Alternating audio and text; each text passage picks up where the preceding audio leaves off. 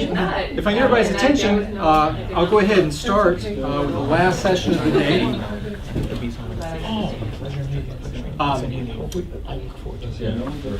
So what I'll do is I'll give a brief presentation on how we got the collection, what we've been using it for, and then we'll conclude with a tour of the collection in the back. But before I get started, I want to introduce Annette Clyde. She's our new collections management librarian. As I said earlier this morning, I mean, she's been really enthusiastic about the collection, about trying to think of ways that we can use it. So I think like the sky's the limit now. But let's talk a little bit about how we got this collection from Riverside, California, all the way here to Brooklyn. So the anonymous donor had a whole lot of science fiction magazines and books. I mean, almost complete runs of the big science fiction magazines, many anthologies, tremendous number of novels, and also a lot of scholarship that we don't have, at City Tech at the time, from extrapolation, science fiction studies, etc. And this was occupying storage space that he had at his college, and due to circumstances, he had to relocate it. Advantageously for City Tech is that the donor was the dissertation director of one of our colleagues, our former colleagues, Alan Lovegreen. And so he reached out to Alan and said, hey, I got all of these books and magazines. If you can find some way to move them to where you're at in Brooklyn, you can just have them.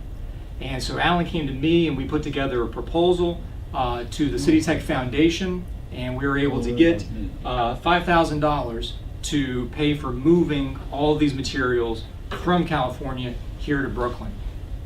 And so Alan went out there, helped box up all the materials, wound up with over 160 boxes of books, got it all loaded up onto the moving truck. And then while I was in transit, which took a couple of months, we had to strategize about where to fit things, because at City Tech we have one thing we don't have is space, and so we had to figure out where we could fit 160 boxes of books while the library worked on making space inside the archives for this big collection. And so we strategized with one another's shared offices, so we had to negotiate with our office mates, make sure that they were chill with us, putting these things and creating large mounds of books, which I'll show you in a second, that we wound up with. So this is where the morning that the books finally arrived. You can see I'm pretty happy there, thinking, oh my God, I'm about to I'm gonna get free reign in the candy store, And Buildings and Grounds helped us move all these books, off the truck and then into our offices. And this is what our offices started looking like while we while we were making room in the library for them. Put them on top of filing cabinets, in front of other folks' desk. Here's Alan in his office. I mean, we blocked out the sun, but I mean, we found every nook and cranny that we could fit these things that didn't cause a safety issue. So there's Alan and me with all the boxes in my office. And so the library was working real diligently to make some room for these things. And so once they gave us the green light, we began moving the books into the library. And the thing about City Tech that's also really cool is that we hire more faculty at the cost of having fewer support staff. And so a lot of things are do-it-yourself here.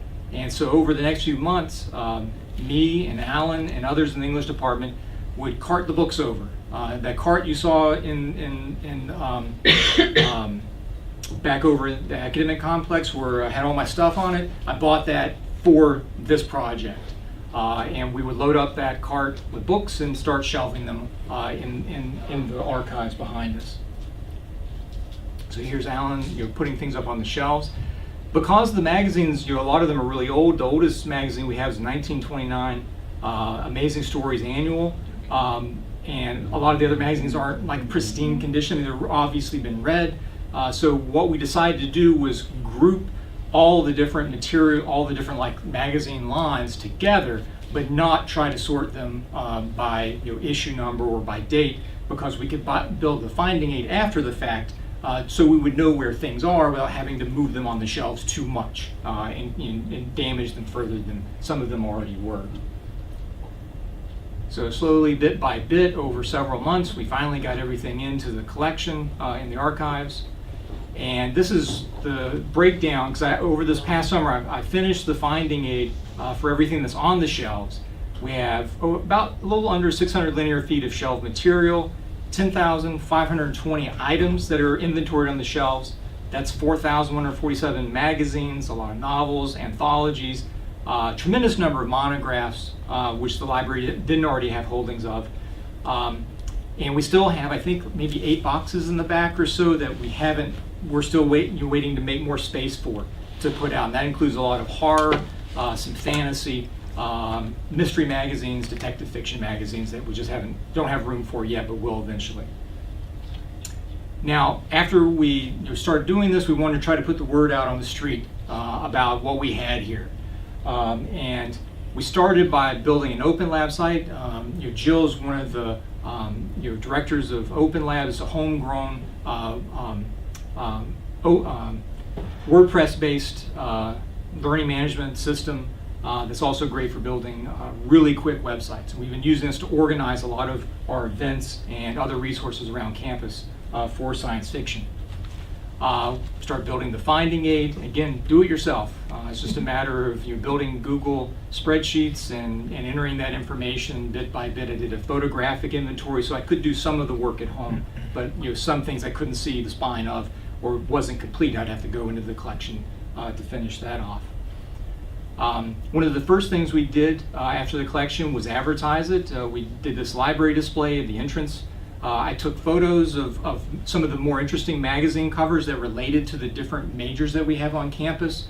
Everything from culinary arts to music and design, and reproduced those so that we could show them off, and then in the bottom of the case, show off some of the actual artifacts from the collection that were interesting. And that coincided with our first symposium in 2016. Which was a good start to these symposia. This is the third of which we just had across the street.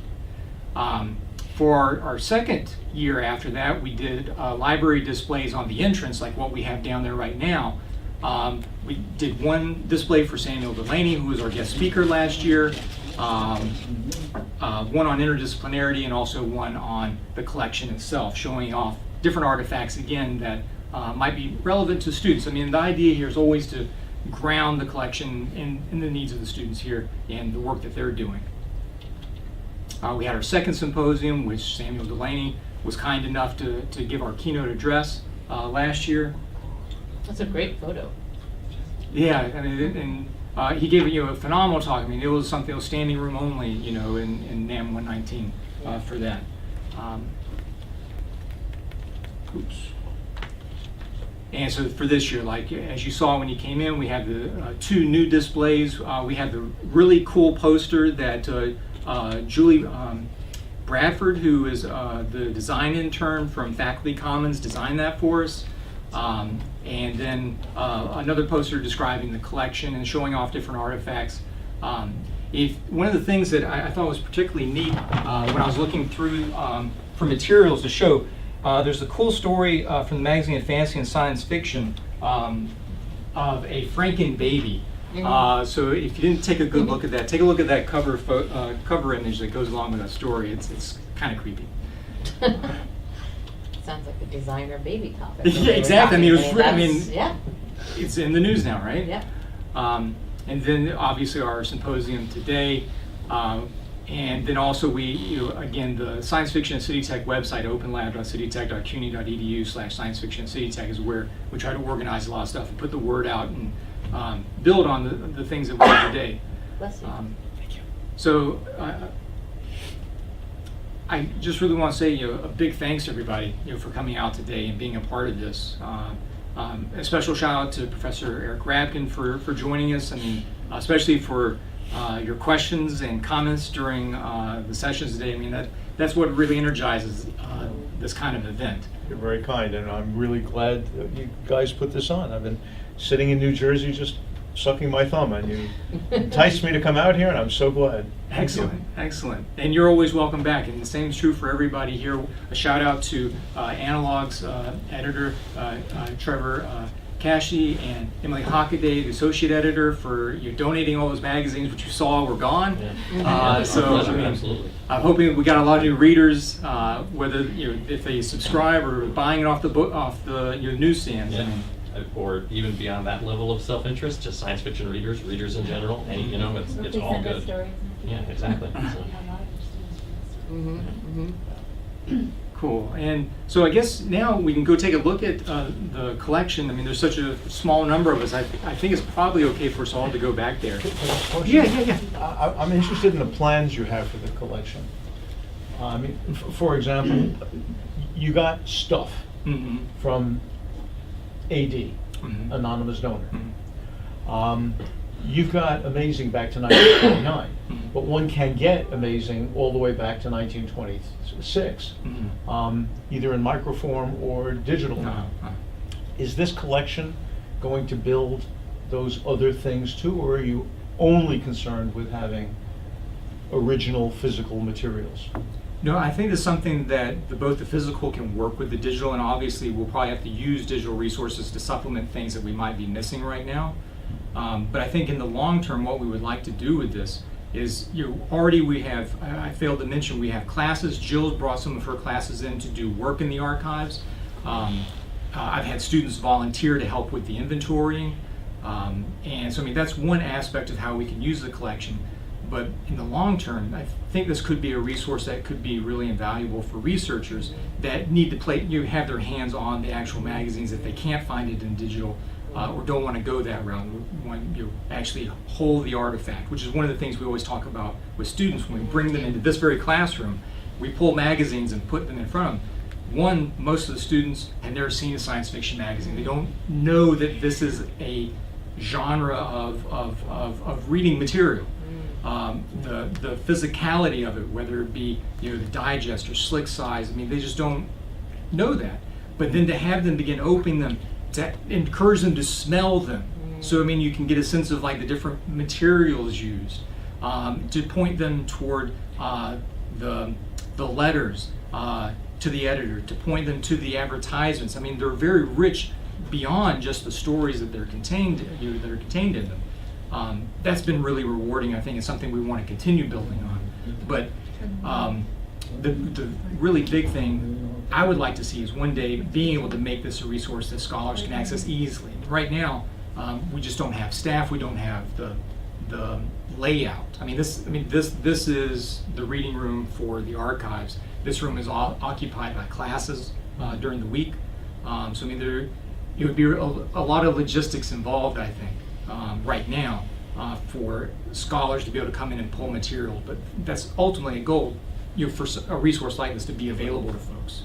Terrific. There's also, like, I just want to say, from having my students come, because I always make them write reflections on like what they notice, and the smell is always one, the artwork and the ads are another, but just like the ability to go like serendipitously and just like look and pull something, and they just sort of, I mean, I've never seen them so quick. They just sat and read, and I randomly pulled, we happened to be reading John Norris's The Image of the Woman in Science Fiction, and I just like randomly pulled the magazine and happened to pull that one, so I was able to take a photo of me right from the original. Like that kind of thing is, I think, really important for everybody, but also for our students who really don't get to experience stuff like that Yeah. a lot. Some of them have never even honestly stepped in the library. And so, yes. Yeah. Wow. Which is always mind-boggling to Yeah. me. So at least I get them in the library too. Yeah. Yeah. I think like when we have students that you're sitting here doing that reading, I think it counterreacts some of the things that we heard about in the last panel about attention span. It's like, Yes. certainly if all they know is their phones, and this is like their primary means of reading or accessing information, that if you provide an alternative, and an alternative that's as we know, as interesting as a science fiction magazine, I think it's a way of counterreacting that, to show them another way, to show them something new, Yeah. that we need to hold on to. That's something that that other, is something that they can get something out of. I think that can be as rewarding or even more so than these miracle devices that we have in our pockets, right? So I mean, that's, I think, really cool. Yeah. Yeah, print materials in general, I don't think, well, we know that many people don't buy magazines anymore. Digital subscriptions are the primary way to read things on phones, on iPads. So just the inability to click away to another window or to social media when viewing the physical item is the thing that I think is lost with the move away from hard copy, Yeah. whether it's books or periodicals. Yeah. It's really just helping them understand the origin of what it is they find, because they know how to Google stuff and look stuff up, but it's like, where did this come from? Right. That's what I think archives help them give some And that context. it's not all available online. Yes, It's a huge yes. misconception Yes. when you get a call, I can't find this thing. It's like, well, not everything has been Yeah. made available, Yes. on the internet. Yes. Sometimes you have to go to a place and Yes. touch a thing Yes. to get the information, and it's a thing that I struggle a lot with in, class visits, and I'm sure you all have that happen when you teach as well, that you can't decide to write now at 1 a.m. before it's due and find all the things that Yes. you want Right. online at that minute. So just Yeah. the retraining of the way research is done Yeah. is Yeah. a cool resource to have. Yeah. You guys want to take a look? Yeah. All right. I'm Jill Belli. But we still kind of started off by the end of class, reading I'm really happy to be here. It's nice to work with you. Well, Has that's any- something they have a sense of. I'm excited. Has anyone read this? Not that novel was pretty German. Well, this is the English translation, but anyway, I want to ask Jason if he's read it. It sounds fascinating, so I want to put it on my. Yeah. I do remember where I found it, just to clarify that I will put it back exactly where I made sure to. Most stuff like this, but I get scared of it. I don't ever read without marking up what I read. So when people say to me, I mean, they're archivists, they know what to do with this stuff. Yeah, I know lots of authors, I never asked them to sign their books. I know you're my friend, that's great, but I do go. Yeah, you can't with When you're at CUNY, do you have any like CUNY mandates? CUNY has clicks, I don't so know. I do Yeah, like sit out there. pages on like a whole CUNY stuff, but do they encourage you to diversify so that your institution doesn't overlap too much? In a way, which I think is a little bit problematic. Did you want to go in? Right. I mean, you were. Yeah, it's No, they don't, because I tell them every semester and they have no idea what to do. They don't know that. I'm gonna sit and wait for an hour, whenever the next train to Jersey comes. Very sweet. Actually, that's not a word That's people what I use tell them. when you but I know you're sweet. I know you about it as well as most. Yeah, they don't. Yeah, there aren't a lot of people who know you better than I do. 'Cause after all, it's only been In a way, yes, we are. close to 50 years. Wow. Well, she was 21 when I met her, and she's 65 now. I don't need to know. Am I supposed? I didn't. Yeah, of course. No, I thought. Are we not supposed to share age? Yeah. Is that Oh. Who knows? I'm sorry, I didn't. No, I don't If know. I was rude, I. No. I didn't mean it like that. I'm just kidding. thinks that I'm a Like- 21-year-old. That's true. Okay, I'm gonna wait. I will, and then we'll. Such a great I didn't realize that you guys. She was in a master's degree in Michigan when I was. I'm glad you made it. She was my In the library. Wow. In fact, going on. She claims, I don't know if that's true. Oh, okay, good. So you get your recollection. That's true. And the woman that was sitting at the shop stayed right here. Also Yeah, no, was students really the 21st century. yeah. And she. Well, one of my things I've been I had no brainstorming idea that about, was going to happen. hoping to go on scholarship next year and then maybe after. It's my 15th year here, so you know how like tired you can get after that. But I think there's so much to do in such, even before we even teach, so we wanted to do those 10-edge speaking don't know if you know this part of this, but there's they used to have What I do. like Did it matter? kind of, well, not even in class, it was supposed to be like a theme that was called gender, that was like the gender focus that like people could sign up for versus we just like touch on it from interdisciplinary perspectives, but it's usually now. Yeah, there has to be. Right. But I keep thinking that I saw on the website a picture of you. So I was, when I saw you when I came into the room, I knew it had to be you. It's like you are imposing. That's kind of thing. When that picture was taken. Yeah. I have a design question. You have a Lavelle. Everybody has a middle initial. It says Marlene Esbar, 2016. How was it decided that people who had a middle initial got the initial pushed down, but people who had a first initial got it pushed up? No, they're everywhere. So you say A. Lavelle. Yeah, there's a lot of students who But also hers says Marlene. which is really interesting. Just, I mean, not, They say everyone whose name tag has a middle initial. The middle initial is down on the line with, you see what I mean? Yeah. Well, So wondering, I don't know. yeah, students really. I don't know. It's better that way. I don't know. I don't know. Just. Yeah, Black Mirror, they all have Black Mirror. This is really great. I gotta change Yeah, it. so. One time, I'll throw a look later on. Just let me know. We'll get arranged with libraries. I can come in. This is Mary. Mary went dumpster diving. Mary Niles went dumpster diving before I got hired, and got all this stuff to save it.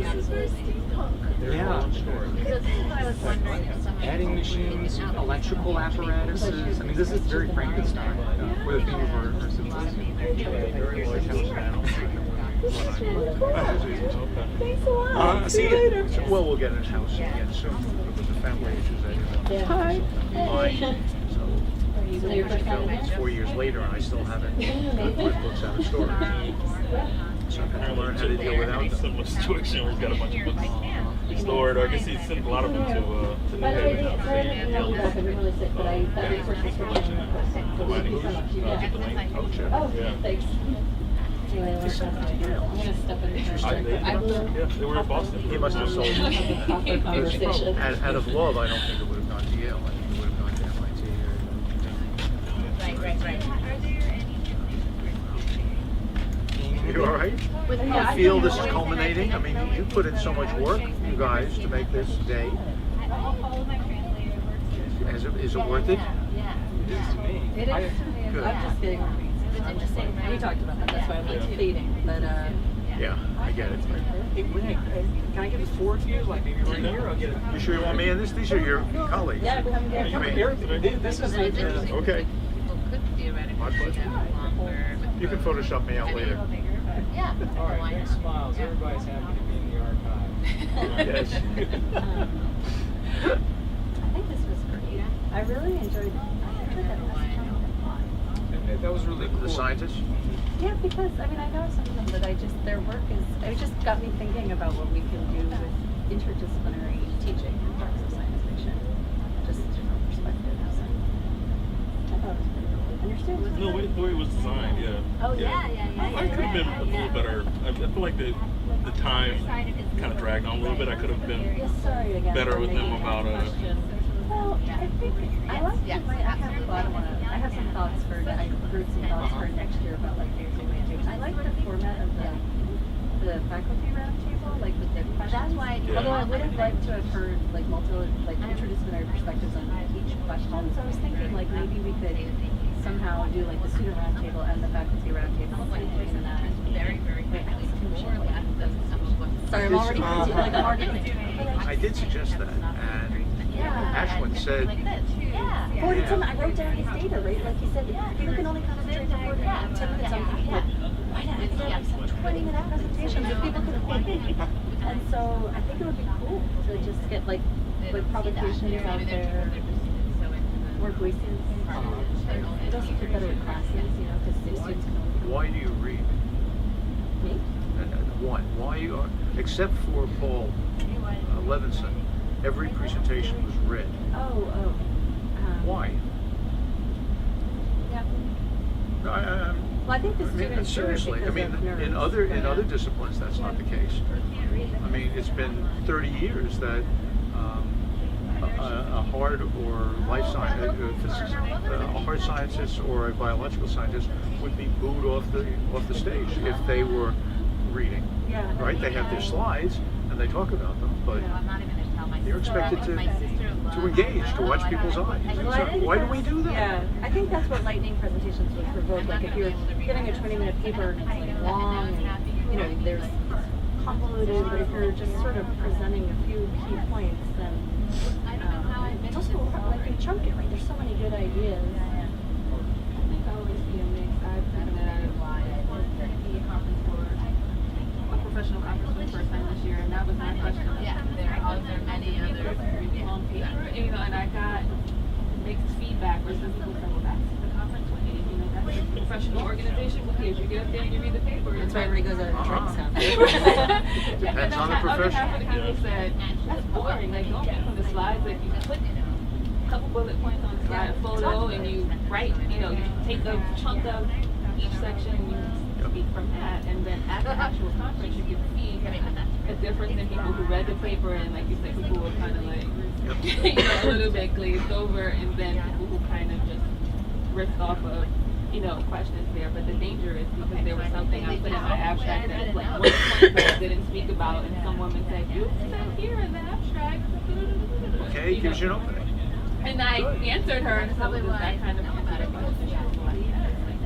So some people will be displeased if they don't get that sort of professional Yeah, because style. anybody writing an abstract a year ahead of time on something they haven't written, it's all speculative, right? It's like abstract writing is speculative. So. Right.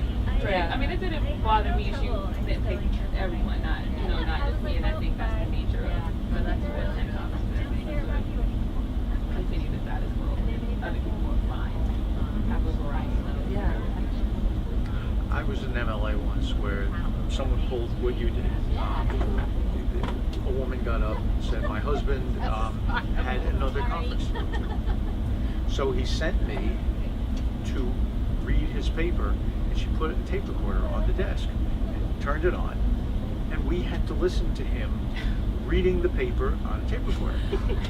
Well, I wasn't the chair of the session, I was just in the audience, so I said, screw it, I'm not going to get involved. So, I sat there and listened to this tape recorder, and when she was done, it was the last speaker.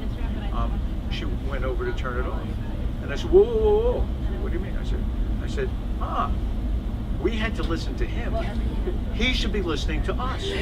And I was trying to be satiric, but the chairman of the meeting said, that's an excellent idea. And she flipped the damn thing to record, which is, nobody got the idea that, Yeah. Now, in the case of what you did, by the way, I'm so glad that I didn't say anything, because it was the lead up to that audio performance, which I thought it would have been great if we could have had a discussion about it, but presumably we would have needed the creator, and you couldn't stand in for that, but at least we got to hear it.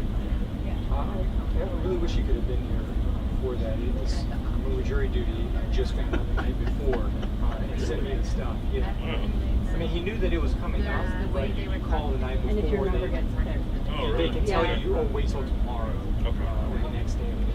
But the court's right across the street. I mean, Well, you don't always go to that court. Darn. Yeah.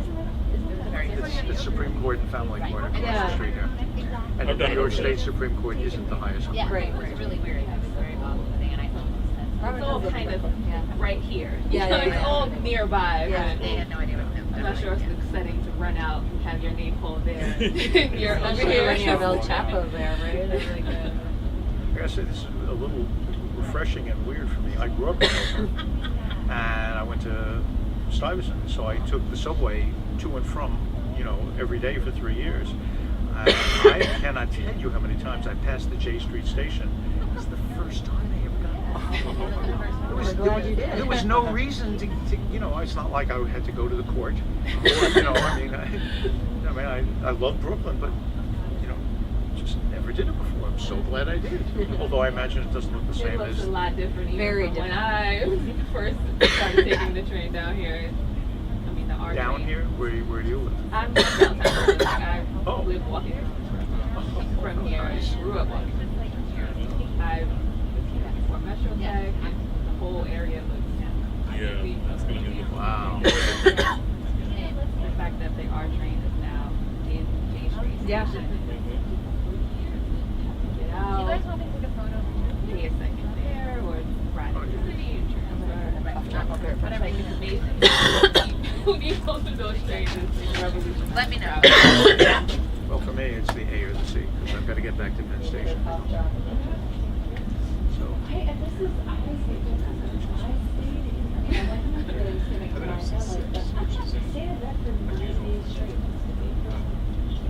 She's a nocturnal creature. So when she's here, I normally don't get her. She's not in town. She's visiting her folks in town. Because I do remember meeting you guys You wanna go? together. Okay. Right, we stopped in the Yeah. Arbor, yeah. Yeah, that's right, you did. Okay. Do you want me to like up how? Folks right now, this time of year, more so than going in the summer when it's like, hot, very hot. Well, please say hello to her for me. Thank you. Good. I guess. Shelley, thank you. I had a lot of fun. A pleasure meeting so many nice people. You among them. So. Yeah, since I just talked, I'll wait. Okay. But yeah, next year, Right. hopefully you'll come back.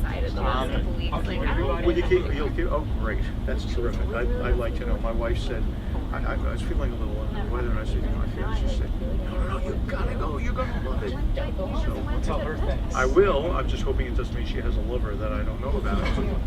Well, next year we'll do lightning presentations, so you can get home more quickly and cover. After 51 years of marriage, if she's got a lover, it's not going to change anything. A pleasure. Yes. Oh, okay, right. Yeah, Take like care. I'm always so curious about what you do. Yes, absolutely. Thank you very much. It was nice. Yeah, we really. I'll bring that stuff down and put it We were very happy to provide Yes, we're very. Oh, okay. Always happy Well, if you do to- need any help, just let me know. And yeah, it was young nice. students. Yeah, especially summer. Huge magazine. It's true. And you know, I mean, yes, obviously, subscribe to us, keep us in business, great. But more importantly, really, yes, it helps everybody in the whole. By the way, so one of them won the novel. I think but a lot of my one of my students so two of my students, one was in the Coast Guard, one was in the I do, but I also. talking about the show. Yeah, Everybody yeah. else, yeah. And so they were really excited. So one of them, he's read Analog, so he took one. So you know, they were really excited. I think it was really cool for them. I felt bad because one of my students was like wandering around trying to find us, and because he had been late to class, and I posted a link to the page, but I guess it was You know, so. what do you think? I mean, I waited till quarter after. But no, it was, yeah, I think it was great. But they do. I mean, it's not like I like hide it away. But yeah, keep me posted if there's anybody that I can. No, but you must have a voice. You must Yeah, have I'd something. say And, have you read Frankenstein? I'll admit, even my work He wrote emails. I'll Unborn admit in Star, my work Unborn, emails or when I'm Unborn corresponding with Star. certain I just authors. looked at it under. You know that I I write my take, emails about we take time and like rewrite them to make sure they're I'm like, how do I on appear point. funny?